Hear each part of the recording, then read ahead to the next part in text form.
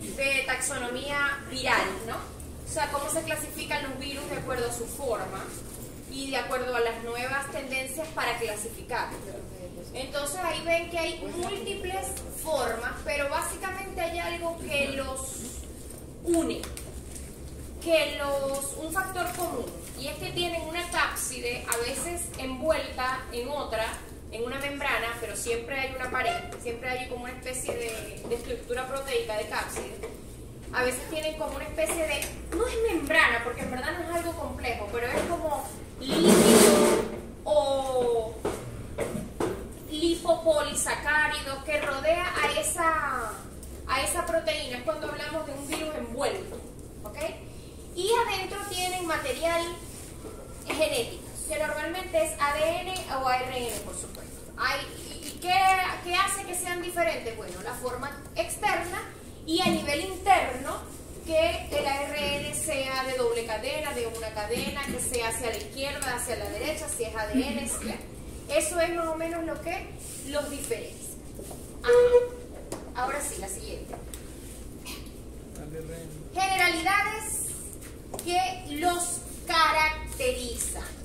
A mí me gusta en los parciales hacer preguntas de desarrollo para que ustedes, como lo dijo una de sus compañeras, no tengan que escribir al calete, sino que puedan explayarse en escribir lo que recuerden, más o menos, no con sus palabras, pero sí con las palabras de aquello que leyeron, de un libro. No tiene que ser, a juro, lo mismo exacto que yo dije, pero si significa lo mismo, está bien.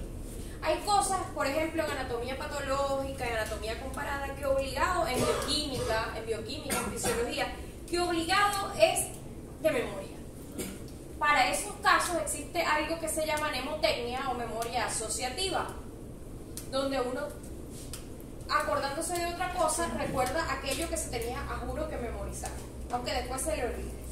Pero ¿qué pasa? Aquí quiero hacer otro paréntesis, disculpen que me desvíe tanto, pero es que nos estamos conociendo y es importante que lo sepan.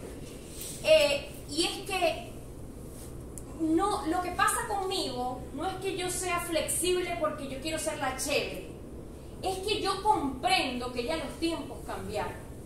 Yo comprendo que ustedes van a estar ejerciendo y van a tener una tablet conectada a internet donde pueden recordar un término que se les olvidó, revisar un manual de farmacología, un vademecum, ya.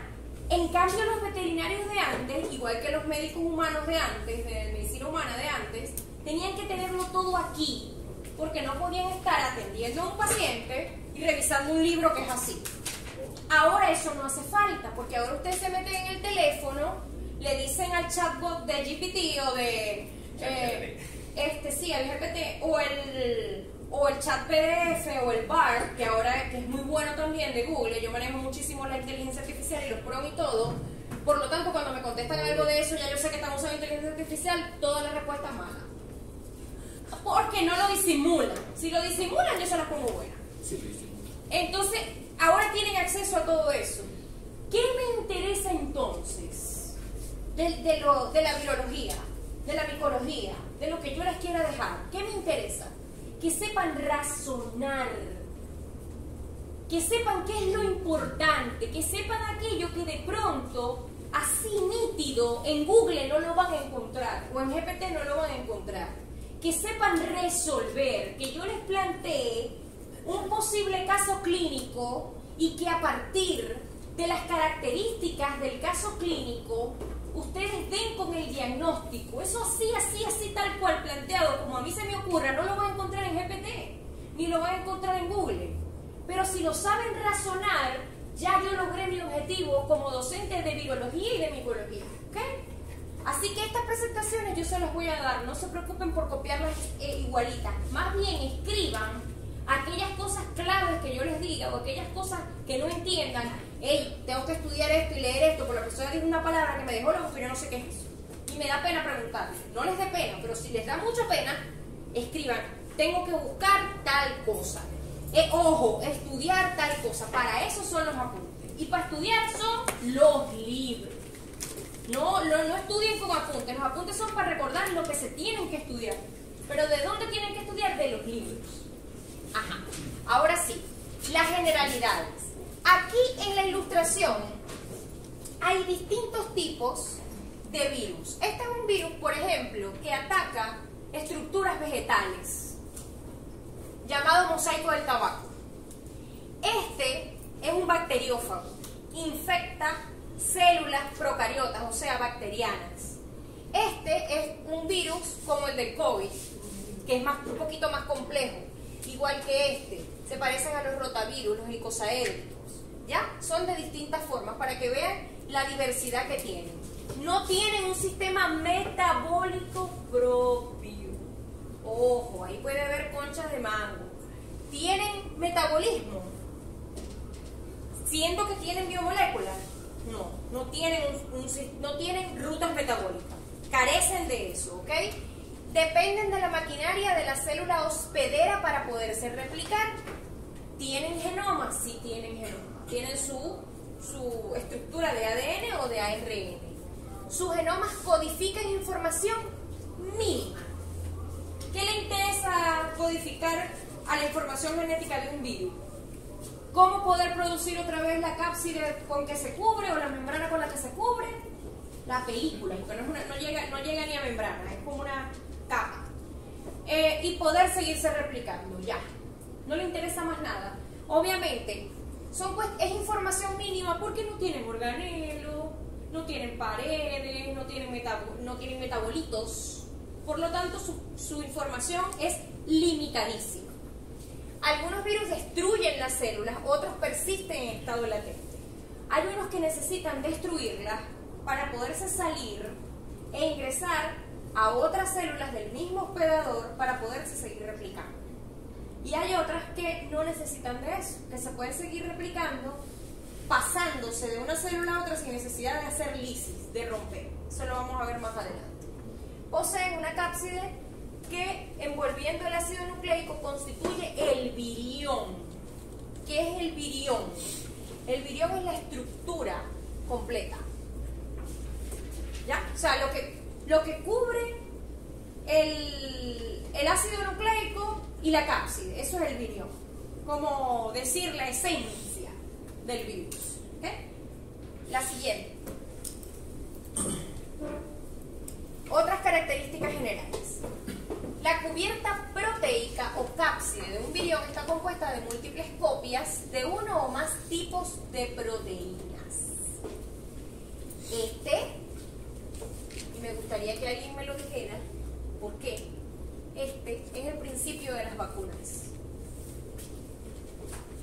Es decir, cuando salió el COVID y los chinos en Wuhan empezaron a ver que se moría la gente como moscas, salieron corriendo e hicieron una caracterización a través de una técnica muy avanzada que se llama proteómica. Y a partir de la proteómica hicieron las vacunas. Las primeras fueron las chinas, porque fueron vacunas proteicas. Y aquí en Latinoamérica el único país que hizo vacunas propias fue Cuba, porque tiene un centro de ingeniería genética y biotecnología. De hecho, tiene 3. Tiene uno en La Habana, uno en Camagüey y uno en Santiago de Cuba. Y lo pudieron hacer porque como tienen un centro de ingeniería genética y biotecnología, que solamente aquí en Latinoamérica, aparte de ellos, nada más hay uno en Argentina, pudieron hacer la secuenciación proteica e hicieron la vacuna. Ajá. ¿Por qué? ¿Por qué la cubierta proteica es el principio de la vacuna? ¿Por qué a partir de la cubierta proteica pudieron los chinos hacer la vacuna? ¿Quién me lo dice? Tienen que encontrarle la lógica a las cosas que yo les pregunte, porque así son las preguntas en el examen. Profe. Porque si pueden dañar o romper la cubierta de proteínas, pueden, no sé... Pero es que el virus es el que tiene la cubierta de proteínas. Por eso Profesor. mismo. Ajá. Quizás porque intentaron replicar una proteína similar al virus, para poder crearlo, o sea, para poder utilizarlo como vacuna, pues para crear los anticuerpos y esa parte, o no tiene que ver ahí? Sí, tiene que ver. Ah. Todo tiene que ver. Todo lo que acabas de decir es así. ¿No será que replican la cubierta? El 16. ¿O es para los anticuerpos que tiene la vacuna? Para que desencadene una respuesta inmunológica. Los que vieron inmunología el semestre pasado, o las que, o cuando sea que la vieron. ¿Qué se hace?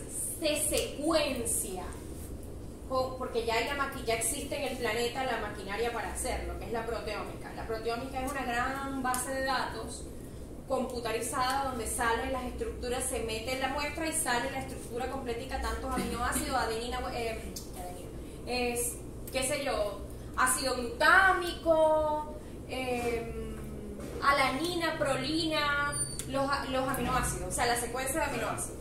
Entonces sale como el esqueleto de la proteína, ¿verdad? Y se hace como con una cantidad de infraestructura y de mecanismos complejos, se hace como la imitación de esa estructura proteica que tiene el virus. ¿Por qué? ¿Para qué? Para lo que dijeron los compañeros, para estimular una respuesta inmunológica que no sea exagerada, o sea, que no es la misma respuesta que se da cuando entra el microorganismo, porque el microorganismo hace daño, porque lisa la célula, dispara cascada de citocinas, hace otras cosas, ¿verdad? Sino una respuesta mínima, es decir, el reconocimiento del anticuerpo. El anticuerpo, las inmunoglobulinas solo reconocen proteína. ¿Y de qué está hecha la cápside viral? Proteína. De proteína. Entonces este es el principio de las vacunas virales o antivirales. Estas proteínas se ensamblan formando unidades estructurales llamadas capsómeros. Puede haber pedacitos de esa cápside, de esa proteína, que a partir de donde sale la estructura viral para seguirse replicando, eso se llama capsómero. Al ácido nucleico más la cubierta cápside de una partícula viral es frecuentemente llamada nucleocápside. O sea, estos términos, yo de pronto no les voy a poner completación, pero estos términos sí es bueno que se aprendan a definirlos, ¿ya? ¿Qué es un capsómero? ¿Qué es una nucleocápside? ¿Ok? Ajá, sí, siguiente. Los virus más simples son aquellos que carecen de envoltura, son sencillitos, allá, ¿ves? Y tienen ADN o ARN de cadena sencilla. Hay unos que son más complejos, todos supercalifragilíticos, que son los virus envueltos en membranas. Dice, la envoltura viral se deriva de membranas de la célula hospedera. Es decir, ellos andan así por la vida, pero para que se mantengan así y cuando se repliquen sigan siendo así de complejos, necesitan tomar ese material de su hospedador. No lo producen ellos per se, lo necesitan, se lo toman de la célula hospedadora. Entonces la envoltura viral se compone de una bicapa lipídica de proteínas insertadas en ella, proteínas que son codificadas por el virus. O sea, lo que codifica el virus son las proteínas insertadas allí en esa cápside, en esa envoltura. Eso es lo que codifica, pero la bicapa lipídica no la codifica, no la produce el virus, se la roba. ¿De quién? Del hospedador. La siguiente. Aquí está la comparación entre una partícula vírica desnudita, sencillita, y una que está toda, que tiene envoltura. Entonces, como dije, es a partir de la membrana del hospedador. En los exámenes, en los trabajos, en las tareas, en lo que quieran que vayan a escribirme, que sea dirigido hacia mi persona, no me vayan a poner huésped, no es huésped, es hospedador. Yo les expliqué a algunos de ustedes en algún otro momento que, a los que ya me conocían, que el hospedador, el huésped es un error de traducción. Porque si yo me voy a Mérida a pasear y yo voy a un hotel y aparto una habitación, ¿yo qué soy? el huésped, y yo soy la que va llegando. Si yo voy a la casa de uno de ustedes, de los que no es de aquí de Maracaibo, yo soy su huésped, ¿y ustedes son qué? Mi hospedador. Entonces no se dice huésped al que está infectado. El que está infectado es hospedador. En todo caso, el huésped es la partícula que infecta. Entonces ahí hay lo que pasa es que en inglés es hosting, entonces nos equivocamos. Pero ya saben, es hospedador. Somos hospedadores. El animalito infectado es hospedador, no huésped. Seguimos. El genoma. El genoma viral puede ser de distintos tipos. Cuando los vemos acá, SS significa simple, de cadena sencilla. DS es de doble cadena. ADN de cadena sencilla o ADN de doble cadena. Lo mismo acá, ARN de cadena doble, de cadena sencilla. Y también están unas estructuras más complejas como los hepatnavirus, investiguen qué es eso, y retrovirus. Un ejemplo de retrovirus, el VIH, exactamente. Entonces, tenemos, dice, algunos usan ambos materiales genómicos en diferentes etapas, como este que está aquí. No obstante, en el virión de un tipo particular de virus solo hay un tipo de ácido nucleico. Es decir, en el virión, ¿qué quiere decir con eso?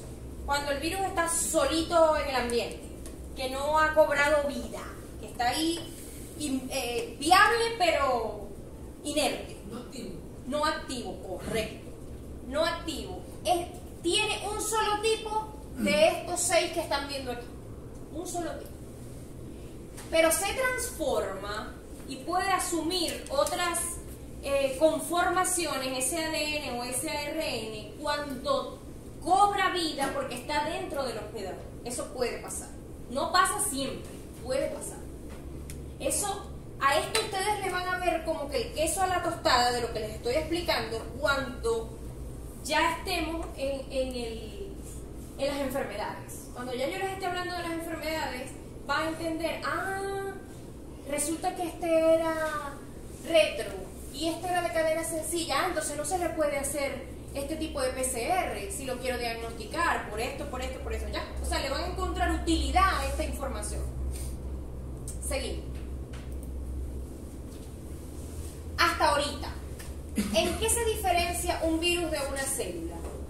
¿Y por qué un virus necesita de una célula hospedadora? Parece muy obvio, pero ¿cómo lo redactarían? Pueden escribir, anoten estas preguntas y escriban la respuesta, escríbanla para leerla en voz alta. Y nos vamos a un receso de 15 minutos, después que la escriban y la respondan. No es que se van y ya se van, no.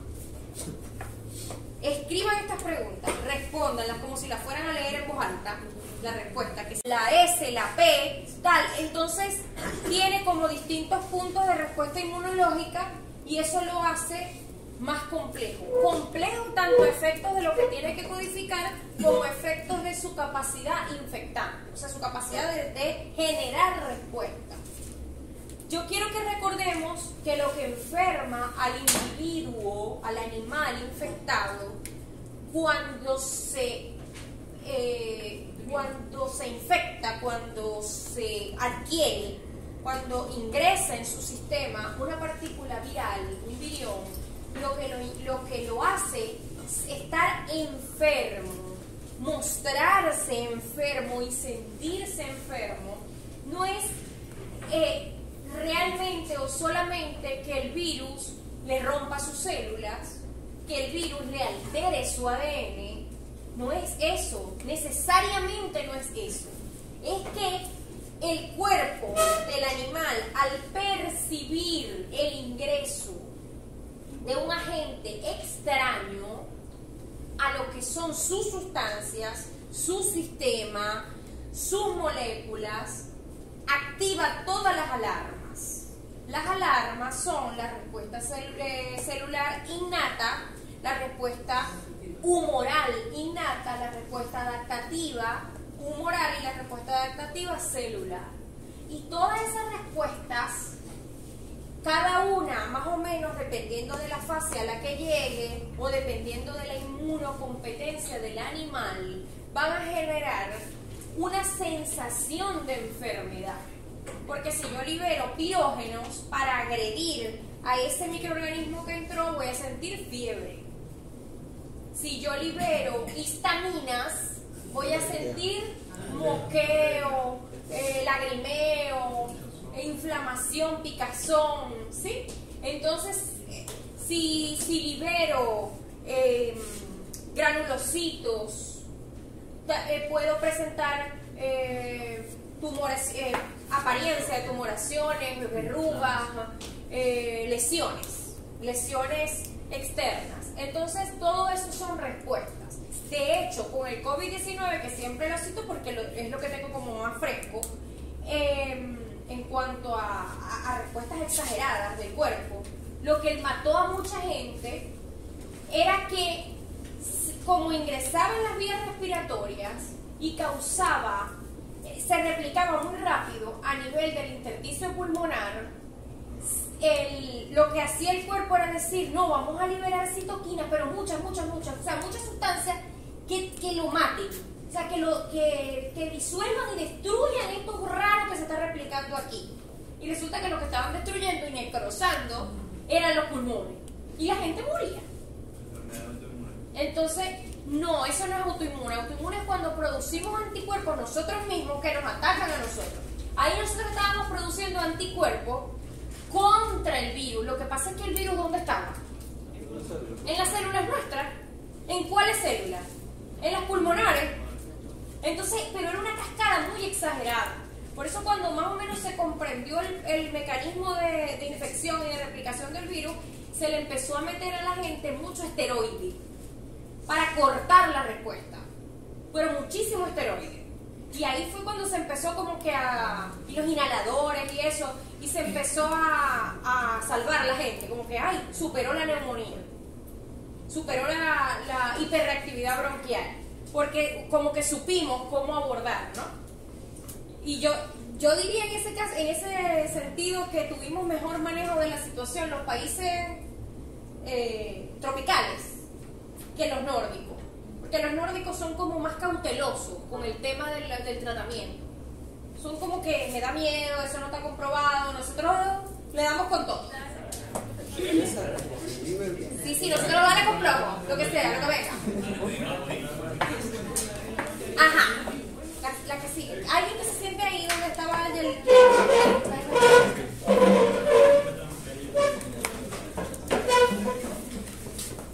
¿Cuál es este? Ajá. Seguimos con la estructura. Ahí está más o menos una visión tridimensional, ¿no? Si esto lo ponemos, le hacemos un zoom mayor, o sea, lo hacemos todavía más chiquitico, van a ver que esta subunidad proteica, que se ve ahí verdecita, o sea, se sacó como un pedacito. A su vez, está conformada por sopotoscientos aminoácidos que están como en cadena, ¿no? Pero bueno, este es uno que está cubierto netamente de la cápside proteica, que así se puede ver como tridimensionalmente, y en su interior tiene una cadena espiralada de ARN o ácido ribonucleico. Entonces, la estructura de los viriones es muy variada. Ya lo vimos en la primera lámina, en la primera diapositiva, que había sopotoscientas formas. Esta cubierta proteica está compuesta por una serie de moléculas proteínicas, que son los capsómeros, que se disponen alrededor del ácido nucleico según un patrón preciso y enormemente repetido.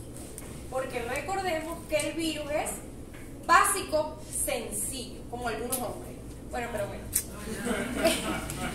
Perdonen. Eso no. Yo acepto uno que otro chiste machista, todavía me lo calo. Así que se tienen que calar. Ajá. Seguimos. Ay, no les hablé de eso, ahora les digo. No, de una vez, No, que se me va la... Ajá. En cuanto a más o menos los tipos, ¿no?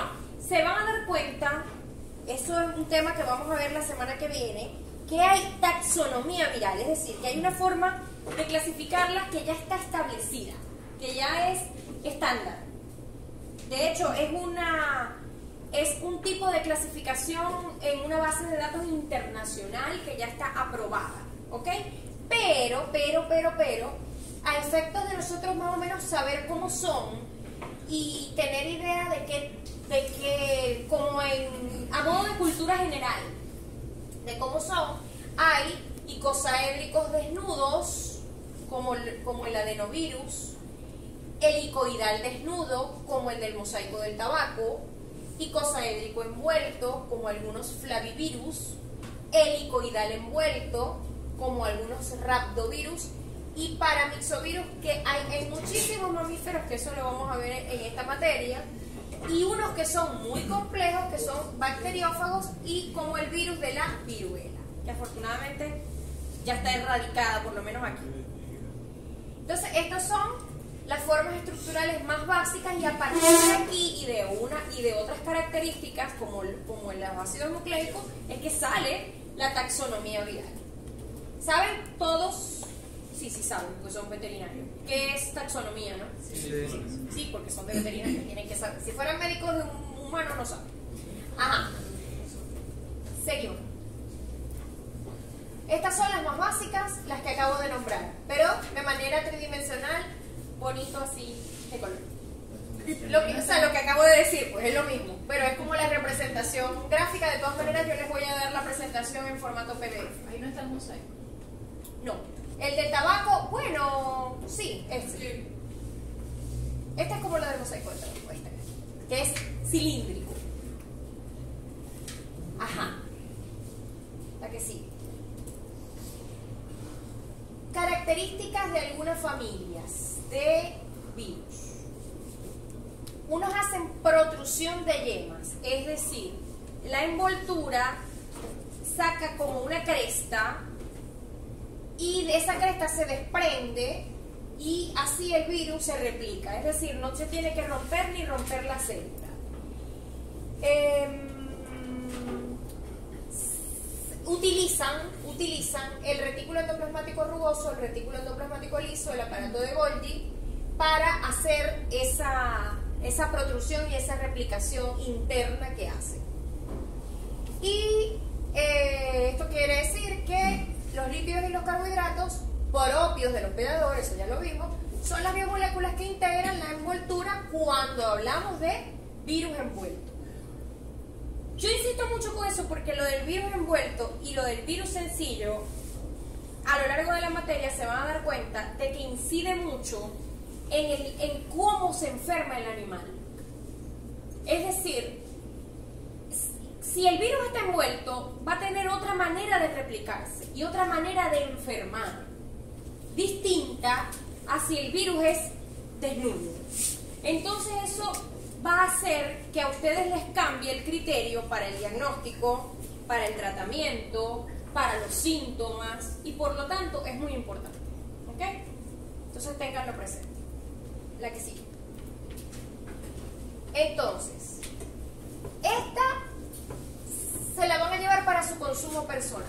Si quieren la anotan, si quieren no la anotan, porque yo igualito les voy a pasar la presentación. No vayan a empezar, pásame la presentación, yo sé que se las tengo que pasar, yo se las paso este fin de semana.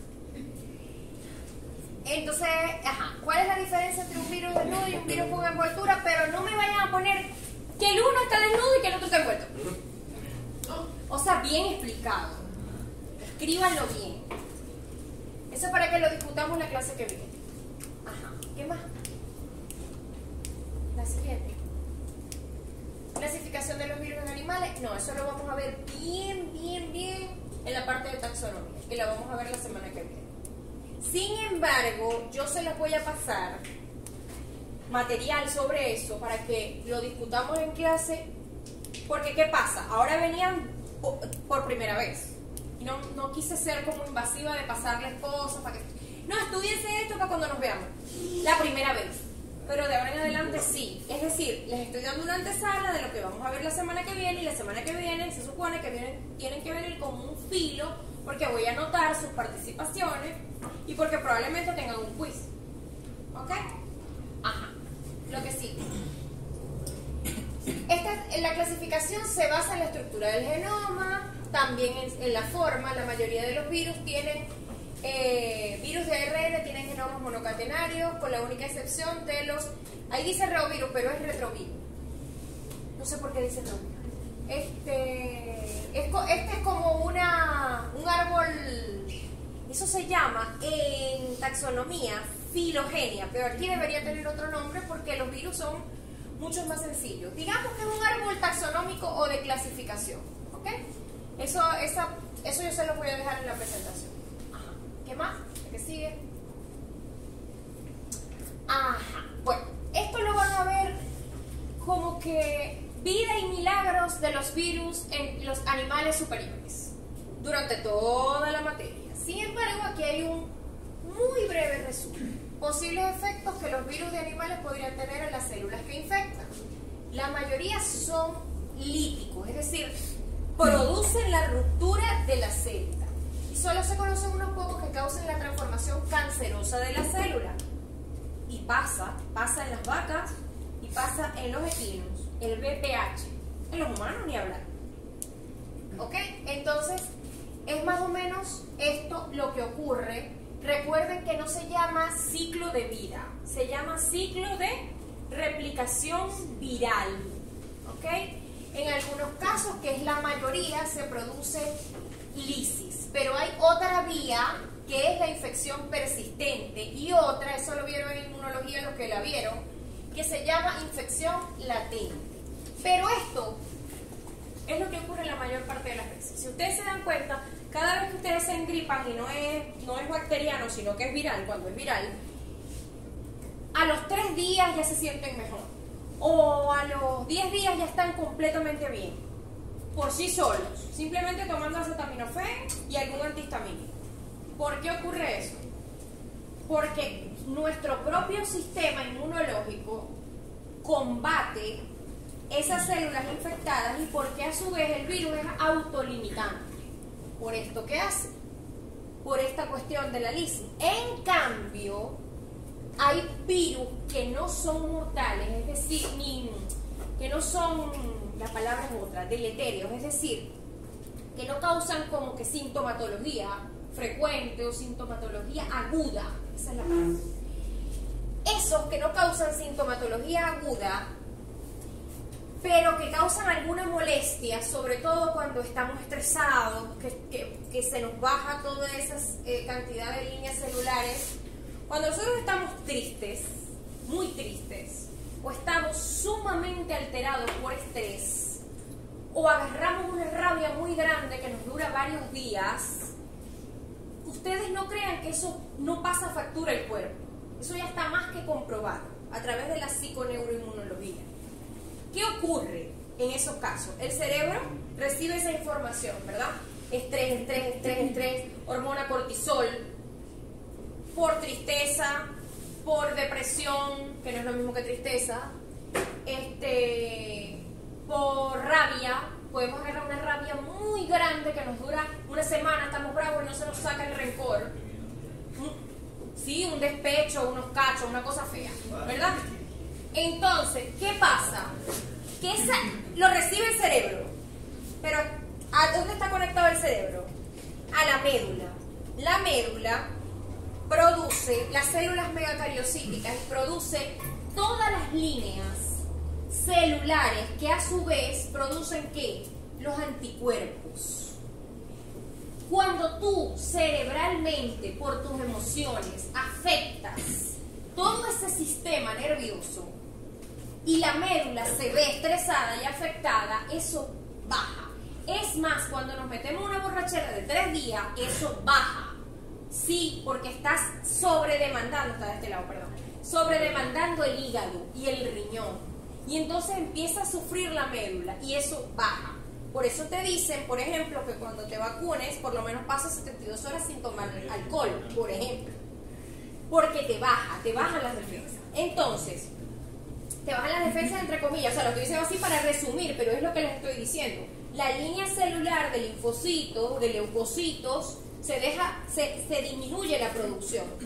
Y ahí es cuando este señorito, el latente, como el herpes, sale, se expresa, se activa, correcto. porque puede estar ahí nadando en el citoplasma, como si nada. Y de pronto ve que bajaron los que son sus células, sus soldados, los vigilantes. Los vigilantes ya no están en la puerta. Ve la oportunidad de entrar a acción. Es la oportunidad de replicarme y salir y decir, mira qué bella lesión de herpes tengo yo. Resulta que siempre estuve infectado y no se me curó. Igual lo del VPH, ¿ok? Y la infección persistente, ahí hablamos, por ejemplo, del VIH. Cuestiones que sí hacen daño, que están ahí todo el tiempo. Y como le pasó a gente, a mi esposo le pasó, él es médico, mi actual pareja, bueno, ya tenemos 7 años. No, todavía no. Yo diría que eso ocurre después de los 15 años. No sé, que lo digan. Edín debe tener pareja desde hace tiempo. Porque estos son unos niños, entonces estos no saben. Pero, pero a lo que voy, él es médico y se infectó en esa primera oleada en que se estaban muriendo los médicos y estuvo hospitalizado y se vio muy mal con el COVID. Y él quedó con lo que llaman COVID persistente, pero le duró un año. O sea, más o menos 14 meses estuvo con asma, con taquicardia, con unas situaciones que como que él no volvió a ser normal. Ya actualmente, pero porque cambió el estilo de vida, dejamos el cigarrillo, un poco de cosas que se modificaron, que ya como que se normalizó, pero tuvo una infección persistente. ¿Ya? O sea, y lo del COVID está por verse si funciona así, pues, si se quedó con la infección y en cualquier momento se le expresa o qué pasó. ¿Ya? Pero hay muchos casos reportados. De hecho, hay grupos en canales en lo que era Twitter que habla COVID persistente, sobre todo en Europa, en los países nórdicos, de ese tipo. Pero el VIH también es una de las que por excelencia son así. Pero insisto, la gran mayoría se resuelven solos. Es más, lo van a ver a lo largo de la materia, que las infecciones son lo que llaman subclínicas, es decir, muchísimas veces tenemos virus encima, los animalitos tienen virus encima, el ganado, que son animales que son muchos, y no se les expresa ningún signo ni ningún síntoma, no se les ve nada, y resulta que tenían el virus. ¿Por qué? Porque eran inmunocompetentes y lo supieron sortear y el virus se eliminó, es autolimitante. Ojo con ese término. ¿Y por qué decimos que un virus es autolimitante? Ajá, seguimos. La siguiente. Entonces, a ver, esto si quieren lo anotan de una vez, porque mientras les paso la presentación, entonces, profe, que hay tarea y no nos ha pasado la presentación, ¿dónde está la tarea? Pásame la presentación, pásame la presentación. Anoten.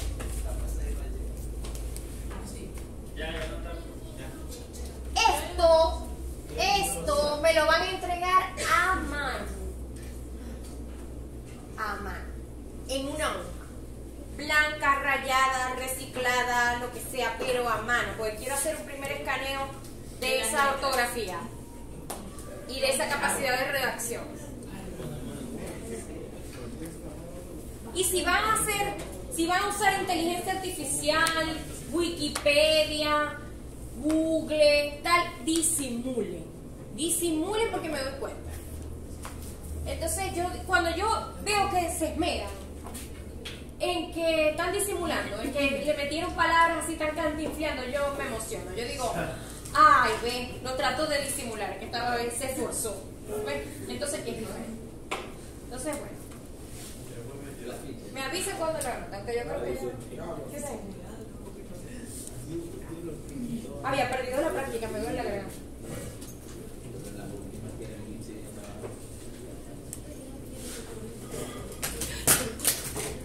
¿Se rompió? ¿Cuándo? Casi. Dios mío. Ese agua. Ya no. A uno estudiando y de repente, ¡pam!, el mañana se ve en la casa. Literal, en el video. No. Sí. eso tengo, estaba grabando y la caña. Se escuchaba en todo el video, la chama haciendo así. Dios mío, qué Sí. ¿Cómo se Nervioso. Yo estaba Porque yo grabo así? la clase y yo se lo doy a alguien para que grabe a veces. Y en el video de la clase, cuando lo volvimos a ver, se escuchaba y que. Y me llega ladilla, sí. Y Aquí. no puede decirle cállate. Dios mío, horrible. De verdad. O sea, claro, pero no se preocupe, estamos cerca. De las peores cosas. El video. Y no les da fastidio, o sea, Volver a ese video. Sí. graban la clase y después no les da fastidio ver a la persona hablar, por lo menos con la cantidad, como hablo yo, que yo hablo tanto. No, eso depende del tipo de estudio. Eso depende del tipo de estudio. Sí, eso depende de la personalidad, o sea, a algunos les dará fastidio, a otros. A mí me da fastidio eso. Comprendo, yo me mono que queda dormido mientras digo de nuevo. Diagnóstico, viral, bioseguridad y taxonomía. A todo pongan el apellido viral. Ciclo de replicación, patogénesis, diagnóstico, bioseguridad y taxonomía. La semana que viene, el 27, 10. Y entonces, 28, 29, este mes tiene 31. 28, 29, 30, 31, 1, 2, 3. El 3 de noviembre es el examen. Dependiendo de cómo yo los vea, que se están desenvolviendo, que están participando, que están como unos linces, yo decido Ajá. si se los pongo, se los asigno presencial tradicional o si hacemos una cosa dinámica en grupo para la casa, una cosa así. Si yo los veo bien preparados la semana que viene, hacemos algo chévere, relajado para el examen. Si yo los veo perdidos en el mapa, el examen es normalito. Deberían dar al revés. Sí, profe, yo me estoy todo el tema. Una pregunta.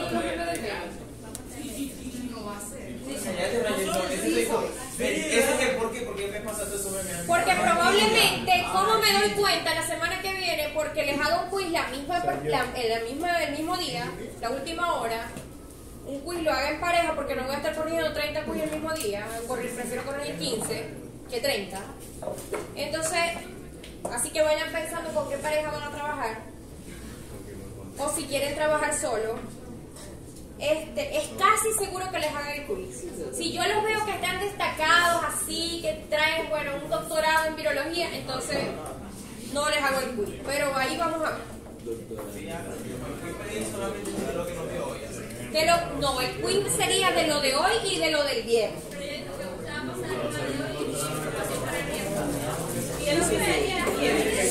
Ey, no se alboroten que yo no les dije alboroten, se vayan. El quiz sería el viernes. Sí. Viernes 27. Sí. ¿Las clases dónde serían? ¿Seguirán siendo aquí en Política? Ella dijo que no puedo. El otro De preferencia. es, a ver, la semana que viene si me vuelven a prestar este salón, porque lo que pasó fue que una profesora iba a dar clase hoy aquí y canceló. Y entonces me dio chance. Sí, esa. Pero si me vuelven a prestar el salón, sí. Si no, nos toca allá. ¿Dónde? En el edificio. No, muchachos, y mucho calor. Allá va, calma. ¡Ey, escuchen! Pero lo hice en grupo. Esta vez probablemente sea máximo de 2 personas. Insisto que a partir de hoy vayan pensando en con quién les gustaría trabajar a lo largo del semestre, porque ¿qué pasa? A efectos de yo corregir, se me aliviana la vida, como que reduciendo al 50% el volumen de lo que tengo que corregir. Profe, hágalo en 3. No, pero a lo que voy es que cuando ya me di cuenta el semestre pasado que cuando son 3, 4, 5, que hago grupos grandes, se recuestan en los compañeros y cuando los evalúo solos me doy cuenta que no saben nada. Entonces eso no es la idea porque se están llevando méritos que no tienen. ¿Ya? Y eso no lo voy a aceptar. Lo otro que se me pasó decirles, que era en la primera fase de hoy, es que yo no soy tolerante con la intolerancia. ¿Sí? O sea, chistes machistas, chistes racistas. Yo sé que somos maracuchos, que se meten con la gente, que son muy muchachos, que están muy jóvenes, pero traten de tenerse respeto, ¿ok? Eso es muy, muy, muy importante. Por lo menos delante de mí no lo hagan, ¿ok? Cositas feas con respecto a la dignidad de otra persona. ¿Y se echa ahorita? Ese es su problema. No me menos tampoco. Ese es su problema, pero ese es algo con lo que yo no me meto. O sea, porque por ejemplo, yo tengo características mías de principios políticos, cuestiones de pensamiento que son muy polémicos y que yo tengo una experiencia muy amarga, y es que parte de mi familia materna con la que me crié, es muy conservadora, sumamente conservadora, y no me hablan. Y mis padres se murieron y ellos se fueron del país, entonces yo quedé como sola, pues. Y porque son súper ultra católicos, súper de esa gente que va a los cursillos de la iglesia, a los retiros, a las cosas.